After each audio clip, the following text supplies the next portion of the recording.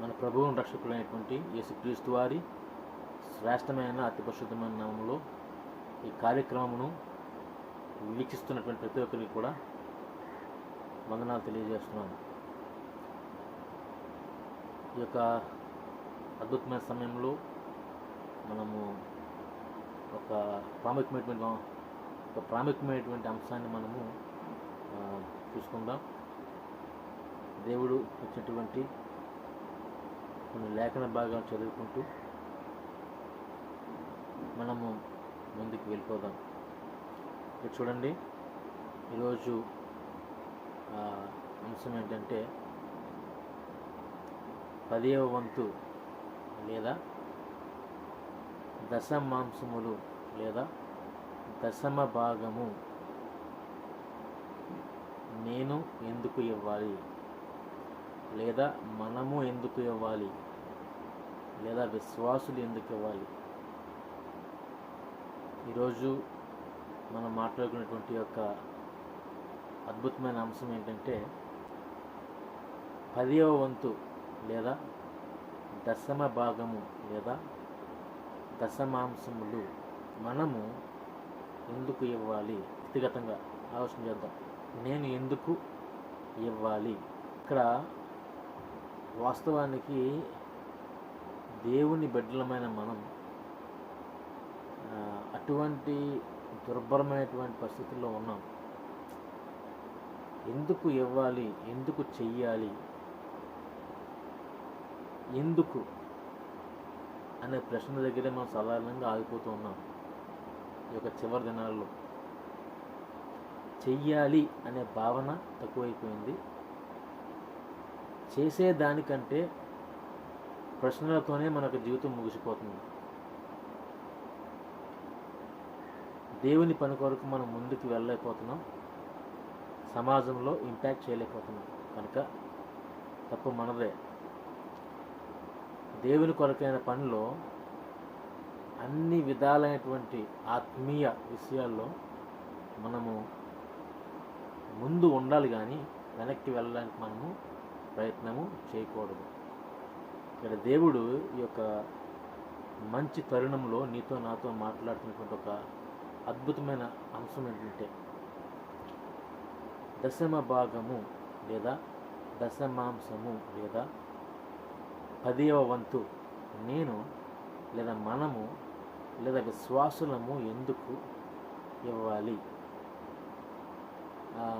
నేను మరీ అంత గౌరవంగా లేకపోతే ధర్మశాస్త్రానుసారంగా లేకపోతే లోతైన విషయాలను నేను చెప్పడానికి రాలేదు, కానీ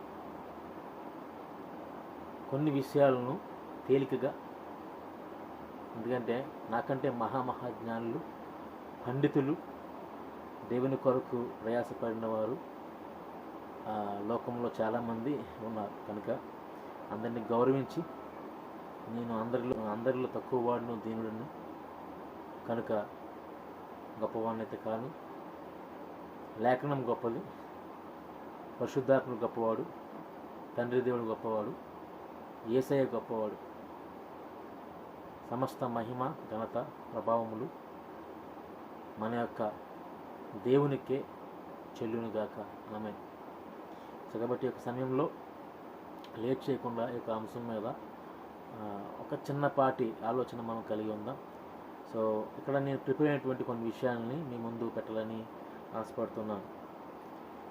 అందులో మొట్టమొదటి అధ్యాయం ఏంటంటే ఆదికాండము 14వ అధ్యాయము 18 నుంచి 20 వచనాలు మనం చదువుకుందాం. మొట్టమొదటిగా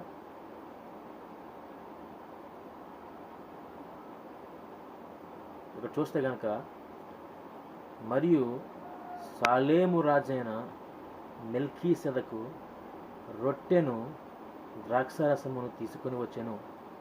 అతడు సర్వోన్నతులకు దేవునికి యాజకుడు. అప్పుడు అతడు అబ్రహామును ఆశీర్వదించి ఆకాశమునకు భూమికిని సృష్టికర్తయ్యను సర్వోన్నతుడునైన దేవుని వలన అబ్రహాము ఆశీర్వదించబడునుగాక. నీ శత్రువులను నీ చేతికి అప్పగించిన సర్వోన్నతుడకు దేవుడు గుర్తింపబడును గాక అని చెప్పాను. అప్పుడు అతడు అనగా ఎవరు? అప్పుడు అబ్రహాము అన్నిటిలో ఇతనికి అంటే ఎవరికి? మెల్కీసెదెకుకి 10వ వంతు ఇచ్చాను. ఇది ప్రాముఖ్యమైనటువంటి అధ్యాయము. అలాగే రెండవదిగా ఇంకొక అధ్యాయం మనం చదువుకుందాం. కీర్తనలు గ్రంథము, దావీదు రాసిన కీర్తనలు 110వ అధ్యాయము 4వ వచనం చదువుకుందాం. మళ్ళా చదువుతున్నాను.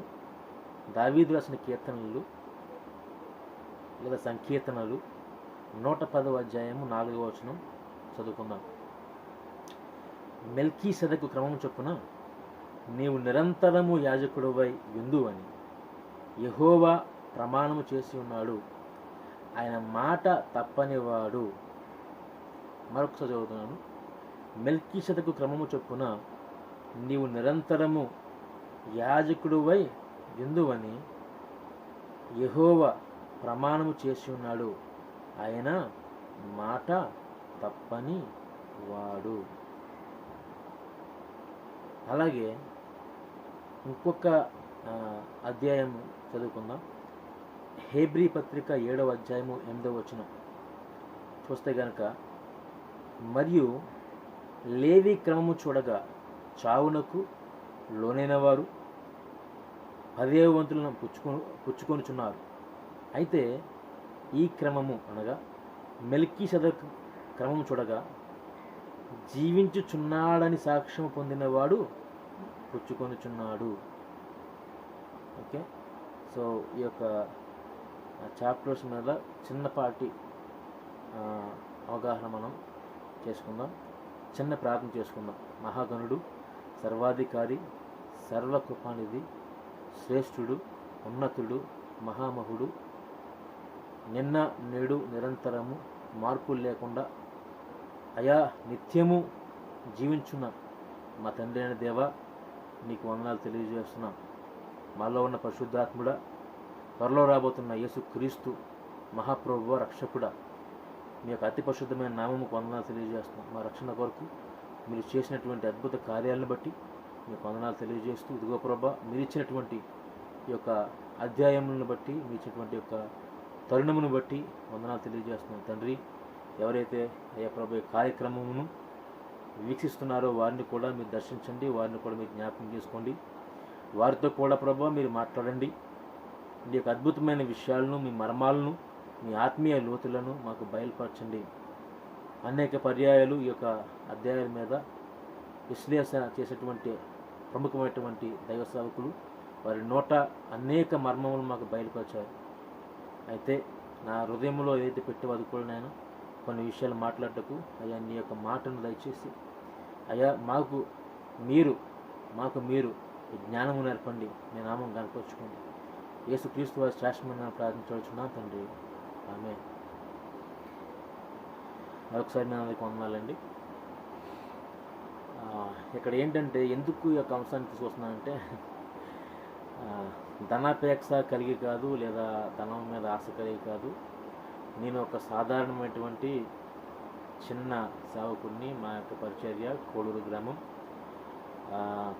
కాకినాడ జిల్లా, సో రౌతులపూడి మండలం అనేటువంటి ప్రాంతంలో మేము పరిచర్య చేస్తున్నాం. మా నాన్నగారు కూడా సేవకులు, ఇంచుమించు 35 సంవత్సరాల నుంచి కూడా ఆయన పరిచర్య చేస్తూ ఉన్నారు. అయితే నేను కూడా ఒక చిన్న సేవకుని. మాది చిన్న మందిరం, మహా అయితే 15 మంది 20 మంది దాకా వస్తారు అంతే. అయితే ఇక్కడ ఎంతమంది వస్తారు అన్నది కాదు, కానీ ఎక్కడ 2-3 కూడి నాకు నామమున ఉన్నారో అక్కడ నేను ఉంటానని చెప్పాడు. కాబట్టి దేవుని దృష్టిలో చిన్నదా పెద్దదా అనేది కాదు, కానీ దేవుని దృష్టిలో సంఘము అంటే ఒక 2 లేదా 3 కూడుకుని ఆయన సన్నిధానానికి వచ్చి ఆయన నామం కనపరిచేదే సంఘము. ఆయన రక్షణలో పాలుపంపులు పంచుకునేదే సంఘం. సో కాబట్టి ఇక్కడ ధనాపేక్ష కలిగిన వాడుగా నేను యొక్క 10వ వంతు గురించి మాట్లాడటం లేదు, కానీ ఈ యొక్క 10వ వంతు గురించి ఎందుకు మాట్లాడవలసి వస్తుంది అంటే కనుక ఇది ఒక ప్రాముఖ్యమైనటువంటి విషయం. ఎందుకంటే తెలియకుండా ఉండటం అనేది మంచిది కాదు. 10వ వంతు అనే విషయంకి వచ్చినప్పుడు, కానుకలు విషయంకి వచ్చినప్పుడు ఈవెన్ మనం అన్యులకు కూడా మనం లోకువైపోయాం. అన్యులకు కూడా అంటే వారు కూడా ఎత్తిపట్టి చేస్తున్నారు. కారణం ఏంటంటే సేవకులుగా మనదే లోపం ఉంది, అలాగనే విశ్వాసులుగా వాళ్ళది కూడా లోపం ఉంది. కాబట్టి ఇక్కడ సేవకునిగా నేను చేస్తున్న పరిచర్య కూడా నాకు కాదు, దేవునికి అని అర్థం చేసుకోవాలి. అలాగే విశ్వాసిగా లేదా సంఘములో ఒక అవయవముగా అర్థం చేసుకోవాల్సిన విషయం ఏంటంటే కనుక, నేను ఉన్నది దేవుని కొరకు, నేను చేస్తున్నది దేవుని కొరకు అనే విషయంలో వాళ్ళకి కూడా అవగాహన ఉండాలి. సో ఎప్పుడు కూడా గురువుకి శిష్యుడు అధికుడు కాదని దేవుని యొక్క లేఖనము సెలవిస్తుంది. కనుక ఏదైనప్పటికీ కూడా ఇక్కడ అందరూ సమానమే, కానీ ఇక్కడ పరిచర్య ధర్మం అనేది ఒకటి ఉంది. కనుక ఈ పరిచర్య ధర్మంలో ఎవరు ఏ అవయవము ఎక్కడ ఉండాలో అక్కడ మాత్రమే ఉండాలి. కాళ్ళు ఎక్కడ ఉండాలో అక్కడే ఉండాలి. అంటే నాకు అర్థం ఏంటంటే, నేను కొంతమందిని కాళ్ళు కింద పోల్చుతుందనంటే అలా కాదు. కాళ్ళు లేకుండా మనిషి నడవలేడు, వాళ్ళు ఇంకా ప్రాముఖ్యం. మనిషే కుంటి పడిపోతాడనమాట. సంఘము కుంటి పడిపోతుంది. కాబట్టి ఇక్కడ ఒకరిని కాళ్ళుగా, ఒకరిని చేతులుగా, ఒకరిని హెడ్గా ఎందుకు పోల్చామంటే అందరూ సమానమే, కానీ ఎవరు చేయి పనులు వాళ్ళు పరిచర్య ధర్మం కొనసాగడానికి వాళ్ళు చేయాలి. కనుక ఇక్కడ భేదాభిప్రాయాలు దేవుడు కలిగిస్తున్నారు, కానీ అపోస్తలుల పౌలు గారి ద్వారా చక్కటి విషయాలు మనకు బయలుపరిచారు. అదేంటంటే అందరూ కూడా ప్రతి అవయవము కూడా ఏం చేయాలి, ఆత్మ సంబంధమైనటువంటి పనులు చేయుటకు, దేవుని క్రియలు చేయుటకు ప్రతి అవయవము కూడా వారికి ఇవ్వబడినటువంటి కృపావరములు చొప్పున వాళ్ళు పని చేయాలని చెప్పేసి దేవుని యొక్క లేఖనము సెలవిస్తుంది. ఇందులో తక్కువ వాడని కానీ, దాసుడని కానీ, స్త్రీ అని కానీ, పురుషుడని కానీ భేదం లేదు.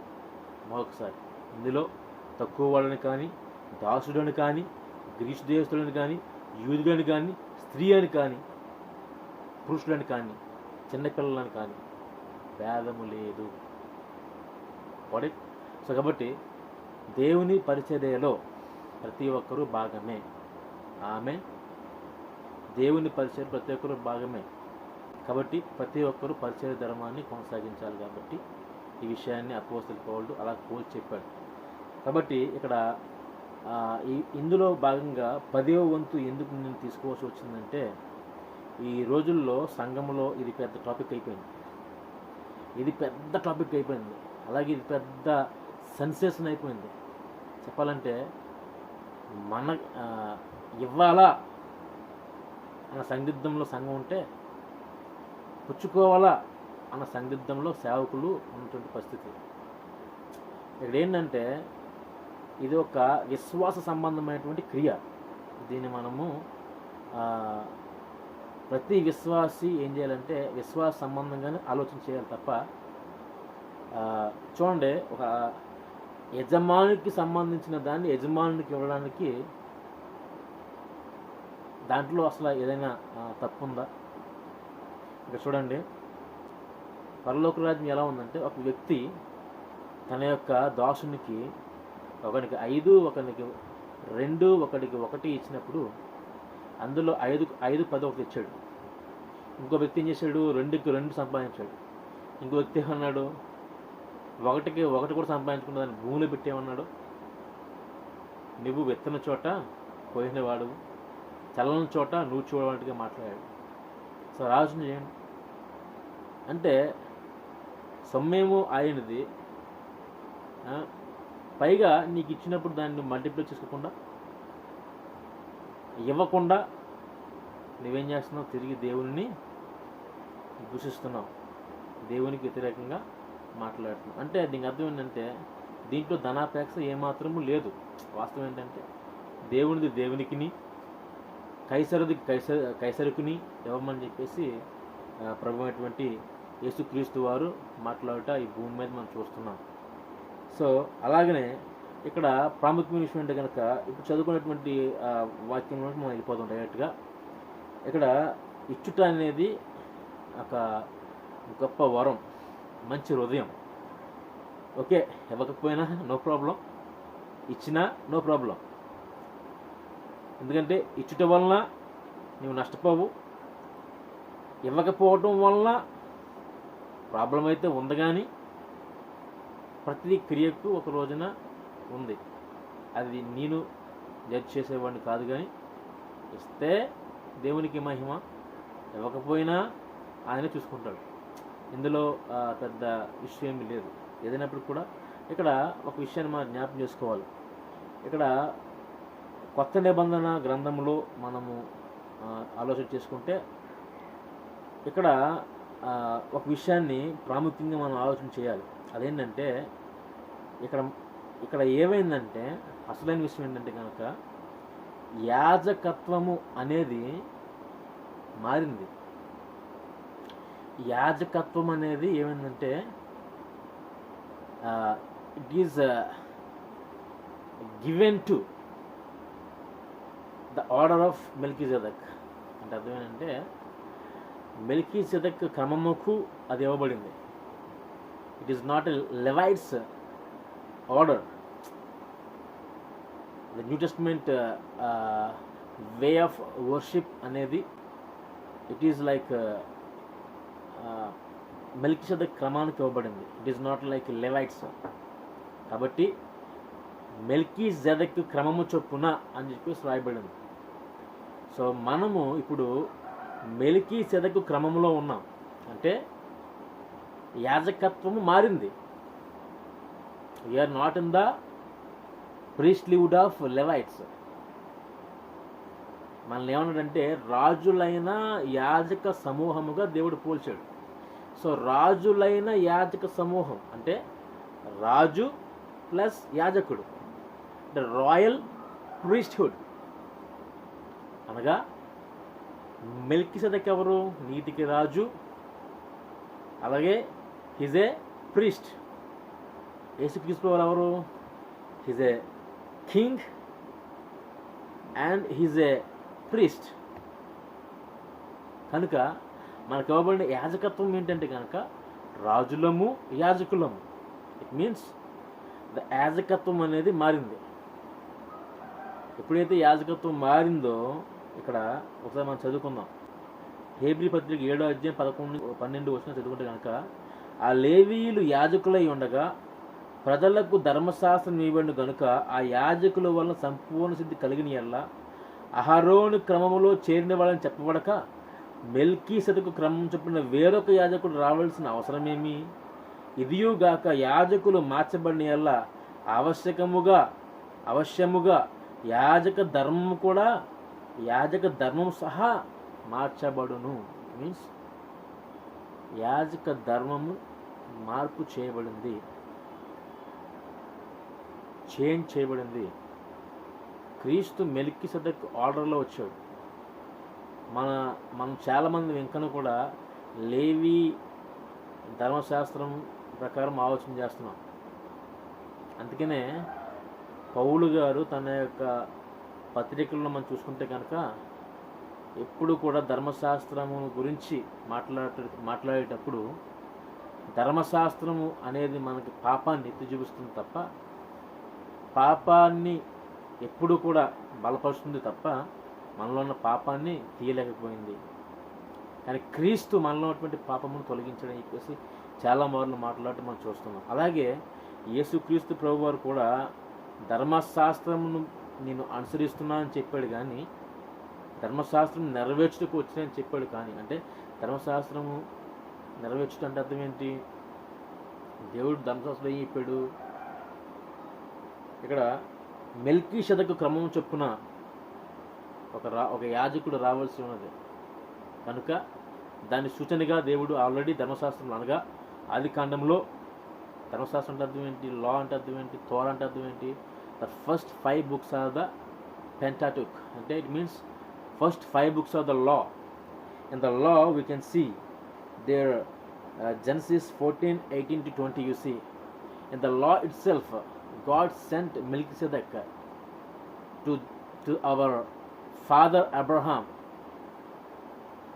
to bring a righteousness, shalom and blessing into his life. ఆయనలోనికి శాంతి, సమాధానమును, నీతిని, ఆశీర్వాదమును తెచ్చుటకు మెల్కీసెదెక్ అక్కడ ప్రత్యక్షం అవటం మనం చూస్తున్నాం. ఇట్ మీన్స్ క్రీస్తు కూడా సర్వ భూలోకానికి కూడా శాంతిని, సమాధానాన్ని తెచ్చుటకు ప్రత్యక్ష మగుట మనము చూస్తూ ఉన్నాం ఇక్కడ. కనుక యాజక ధర్మము మారింది. అయితే లేవీయులు ఏం చేసేవారంటే ప్రతి సంవత్సరం, ప్రతిసారి, ప్రతి ఒక్క పాపముకు బలి అర్పిస్తూ ఉండేవారు. వాళ్ళు అర్పిస్తూ ఉండేవారు, చనిపోయేవారు, మళ్ళీ వచ్చేవారు. అయితే ఈ చావునకు లోనైన వారు ఆ యొక్క నిత్య నిబంధనను కొనసాగించలేకపోతున్నారు. కాబట్టి నీవు నిరంతరము యాజకుడువై ఉండు అని దేవుడు తనకు తాను ప్రమాణము చేసి పంపినటువంటి యేసుక్రీస్తు ప్రభు వారు చేసిన యాజకత్వం ఏంటి తెలుసా? ఆ యాజకత్వం ఏంటంటే మెల్కీసెదెక్ యాజకత్వం. అంటే మెల్కీసెదెక్ ఎలాగైతే యాజకత్వమును జరిగించి ఉన్నాడో అదే యాజకత్వాన్ని మనము కూడా చూస్తాం. కాబట్టి ఇక్కడ మనం చూసుకుంటే కనుక ఇక్కడ మెల్కీసెదెక్ వస్తు ఏం తెచ్చాడండి? తన వస్తు ఏం తెచ్చాడంటే కనుక, మరియు సాలేము రాజు అయిన మెల్కీసెదెక్ రొట్టెను, ద్రాక్షరసమును తీసుకుని వచ్చాను. చూడండి, తెచ్చాడైనా రొట్టెను, ద్రాక్షరసమును తీసుకొని వచ్చాడు. అలాగనే ఆ రోజున క్రీస్తు శ్రమలకు వెళ్ళే ముందు, సిలువకు అప్పగించబడబోయే ముందు, ఆ రోజు రాత్రి ఏం చేశాడు? రొట్టెయు, ద్రాక్షరసమును, ఇది నా యొక్క శరీరము, ఇది నా యొక్క రక్తము, దీన్ని తిని త్రాగువాడు జీవిస్తాడని చెప్పేసి ఆయన కూడా యొక్క రొట్టెను, ద్రాక్షరసం తీసుకొచ్చి మనం చూస్తున్నాం. కనుక ఇక్కడ వెంటనే ఎప్పుడైతే ఆ రొట్టెను, ద్రాక్షరసం తీసుకొచ్చి అబ్రహామును దీవించాడో, అబ్రహాం ఏం చేశాడు? ఇక్కడ రాయబడింది, విలువైన వాటిలో, శ్రేష్టమైన వాటిలో, ఏంటండి? శ్రేష్టమైన వాటిలో ఏం చేశాడు? కొల్లగొట్టిన శ్రేష్టమైన వస్తువుల్లో, చూడండి హెబ్రీ పత్రిక 7:4 కొల్లగొట్టిన శ్రేష్టమైన వస్తువుల్లో 10వ వంతు ఇచ్చాను అని చెప్పేసి రాయబడింది. అలాగనే అక్కడ ఏం రాయబడిందంటే ఆది కాండంలో అన్నింటిలో 10వ వంతు చెల్లించని చెప్పేసి రాయబడింది. అన్నింటిలో 10వ వంతు చెల్లించను అని చెప్పేసి రాయబడింది. అయితే అదే విషయాన్ని ఇక్కడ అపోస్తలుడైనటువంటి పౌలు చెప్తుంది ఏంటంటే కనుక, అబ్రహాము యొక్క గర్భములో ఉన్నటువంటి లేవి కూడా ఏం చేశాడంట? ఆ యొక్క 10వ వంతును, అంటే పుచ్చుకోవలసిన లేవీయుడు కూడా ఆ 10వ వంతును ఇచ్చుట మనము ఇక్కడ చూస్తూ ఉన్నాం, ఇచ్చినట్టుగా మనం చూస్తున్నాం అక్కడ. కాబట్టి ఇక్కడ ఒక ముఖ్యమైన వచనాన్ని మీకు హైలైట్ చేయాలని ఇష్టపడుతున్నాను. అదేంటంటే ఇక్కడ మరియు లేవి క్రమం చూడగా చావునకు లోనైన వారు 10వ వంతులను పుచ్చుకొనిచున్నారు. అయితే ఈ క్రమం చూడగా, అంటే ఏ క్రమం చూడగా? మెల్కీసెదెకు క్రమము చూడగా ఎవరంట? జీవించుచున్నాడని సాక్ష్యము పొందినవాడు పుచ్చుకొనుచున్నాడు. అర్థం ఏంటి? లేవి క్రమం చొప్పున mortal beings are taking.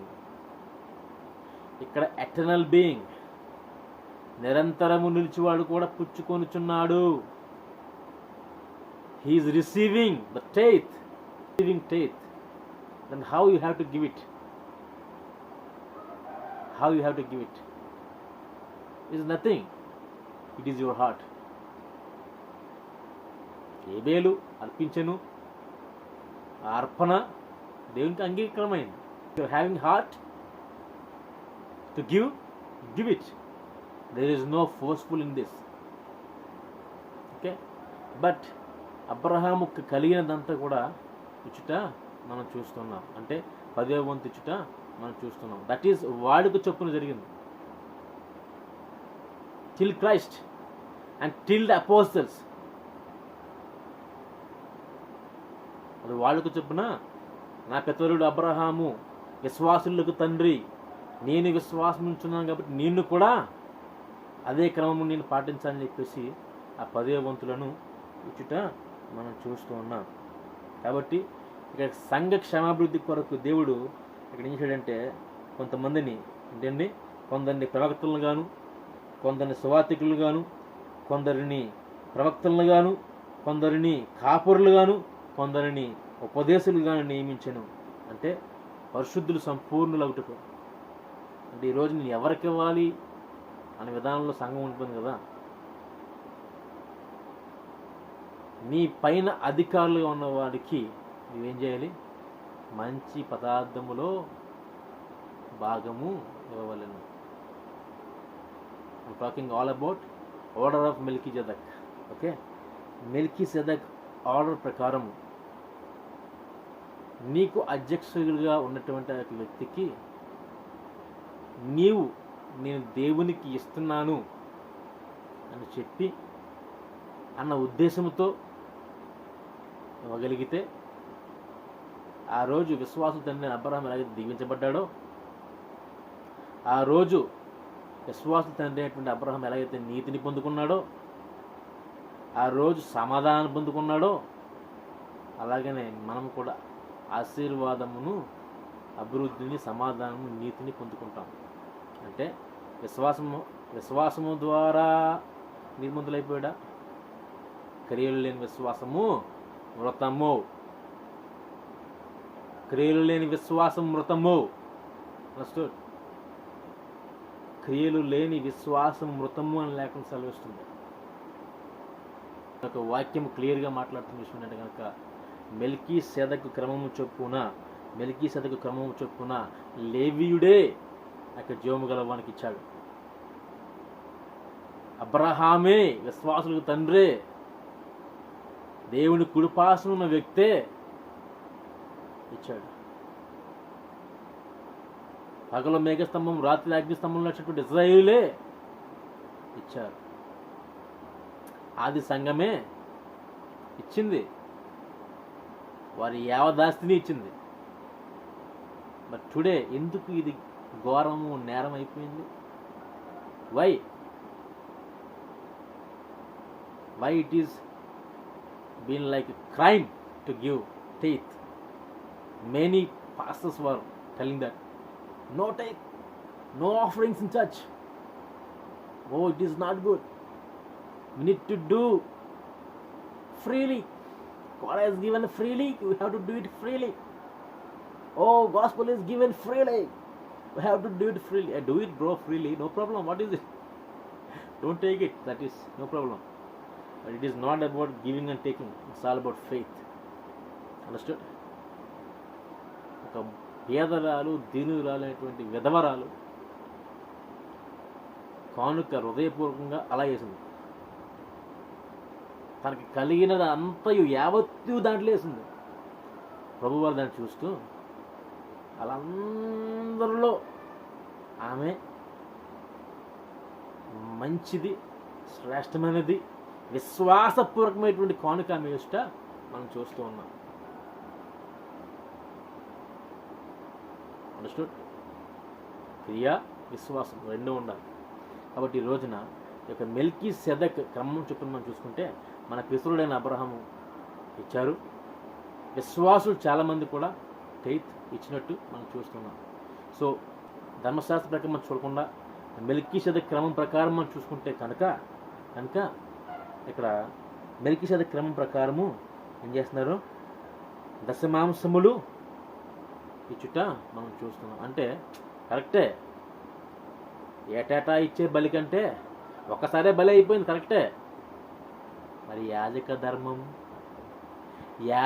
ధర్మం నిరంతరము ఉంది కదా అయ్యా. బలి ఒకసారితో అయిపోయింది అయ్యా, బలి ఒకసారితో అయిపోయింది. ఆ బలి వల్ల, ఆ రక్త ప్రోక్షణం వల్ల మనం అందరూ శుద్ధులైపోయాం, కరెక్టేనయ్యా, నిజమే, అది వాస్తవమే. ఇంకా మనము అర్పించిన బలికి ప్రతిగా పాపక్షమాపణ కొరకు ఏది ఇవ్వక్కర్లేదు.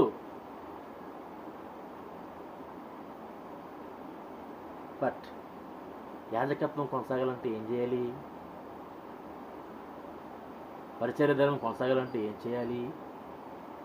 పరిచర్య కొరకు మనము నిలబడాలి. ఆ పరిచర్యలో భాగమే దశమ భాగం. అయ్యా, ఆ పరిచర్యలో భాగమే దశమ భాగం. విజ్ఞాపనలు ఇవన్నీ కూడా జరుగుతాయి. వర్షిప్ ఇదంతా కూడా త్రూ జీసస్ క్రైస్ట్. కానుకలు, యాచనలు, విజ్ఞాపనలు, దశమ భాగములు ఇవన్నీ కూడా త్రూ జీసస్ క్రైస్ట్. దయచేసి అర్థం చేసుకోండి. యేసు క్రీస్తు వారి ద్వారానే మనం ఏదైనా చేర్చాలి. కాబట్టి మనం ఇస్తున్నది ఎవరికి ఇస్తున్నాము? ఒక పాస్టర్ కాదు, దేవునికి ఇస్తున్నట్లుగా ఇచ్చాలి. మనం ఏమి చేసినాను దేవునికి చేసినట్టుగా మనం చేసినట్లయితే కనుక మనం చేసిన దాంట్లో ఏం లేదు, లోపము లేదు. మనం సవ్యముగా చేశాం కాబట్టి దేవుడు దానిలో దీవెనను కలిగిస్తాడు. కాబట్టి ఈ యొక్క లేఖనం ప్రకారము మనం అర్థం చేసుకోవాల్సింది ఏంటంటే, నేను ధనాపేక్షతో ఇది మాట్లాడటం లేదు, దేవుని యొక్క ఉద్దేశంతోనే ఈ విషయాన్ని మాట్లాడుతున్నాను. కనుక అర్థం చేసుకోండి ఈ సహోదరులారా. ఇది ఆర్డర్ అంటే లా అండ్ ఆర్డర్, మెల్కీసెదెక్ ఆర్డర్ ప్రకారము యావత్ క్రైస్తవ్యము జాగ్రత్తగా క్రియలలో విశ్వాసములో ముందుకు కొనసాగాలన్నది దేవుని యొక్క ఉద్దేశం. కాబట్టి ఇంకా చాలా విషయాలనే మాట్లాడుకునేవి దీంట్లో, కానీ లైట్గా మీకు అర్థమయ్యే విధంగా మాట్లాడాను. కానీ నేను గొప్పవాడిని కాదు, నేను నేర్చుకున్నాను, మీరు కూడా నేర్చుకుంటారని ఈ విషయాలు బయట పెట్టాను. ఈ మాటల ద్వారా దేవుడిని దీవించును గాక. దేవుని ఎదుట నిష్కలంకులుగా విశ్వాసంలోను క్రియల్లోనూ సన్నద్ధులై దేవుని రాజ్యములో మంచి పేరును పొందుకుంటూ మంచి బహుమానమును, కిరీటమును పొందుకుంటామని నమ్ముచు మిమ్మల్ని అందరినీ వాక్యం ద్వారా దీవిస్తూ చిన్న మాటలు ఆస్వాదించబడును గాక. ఆమేన్. మహాపరిశుద్ధుల మహోన్నతుల జీవం గల దేవుని వందనాలు తెలియజేస్తున్నాను. ఈ యొక్క సమయంలో ఈ పాదాలకు వందనాలు తెలియజేస్తున్నాను. లేఖనం ప్రకారం మీకు స్తోత్రాలు తెలియజేస్తున్నాను. మీరు ఇచ్చిన ప్రభువా ఈ యొక్క అద్భుతమైన సమయం బట్టి వందనాలు తెలియజేస్తున్నాను. ప్రభువా మరొక పర్యాయం వీలైతే ఈ యొక్క విషయం మీద అనేక విషయాలు మాట్లాడుకునే భాగ్యం తెచ్చండి, అనేక మర్మాలు నేర్చుకునే భాగ్యం తెచ్చండి. సమస్త మహిమ ఘనత మీకు పొందుకుని సహాయం చేయండి. యేసు నామములో ನೀವು దీవించబడి అబ్రహాము యొక్క విశ్వాసమును కొనసాగించుటకు అయా ప్రభువా, అయా అబ్రహాము యొక్క సంతానముగా నిత్య రాజ్యములో ప్రభువా మేము గుర్తింపు పొందుటకు సహాయం తెచ్చమని మీ యొక్క నామం కనపరిచే భాగ్యం తెచ్చండి. యేసు నామములో ప్రార్థన చేస్తున్నాం తండ్రి. ఆమేన్.